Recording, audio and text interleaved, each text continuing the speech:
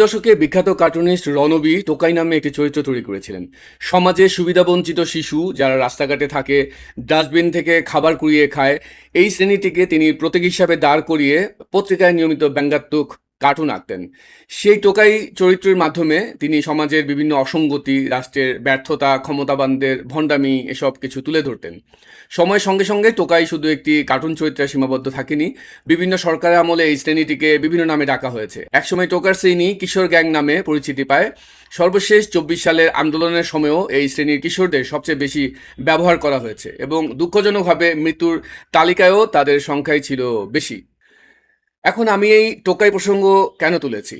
কারণ গতকাল জাতীয় সংসদের শপথ অনুষ্ঠানে হাসনাত আবদুল্লাহ ড্রেস সেন্স নিয়ে আমি ব্যঙ্গ করে বলেছিলাম, মানুষ এজন্যই এদেরকে টোকাই বলে।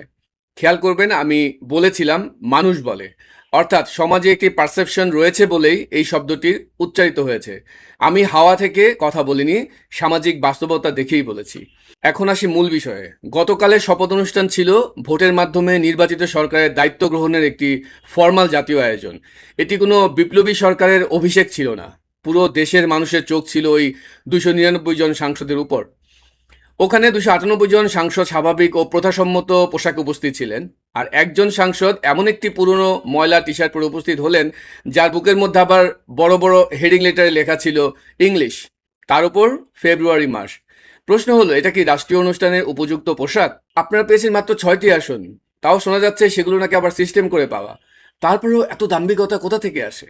জনগণের যে আশা আকাঙ্ক্ষা ছিল তা আপনারা পূরণ করতে পারেননি, বরং দুর্নীতি ও নানা অপকর্মের অভিযোগ উঠেছে আপনাদের বিরুদ্ধে। তারপরেও এত অহংকার, এত উদ্ধত আচরণ।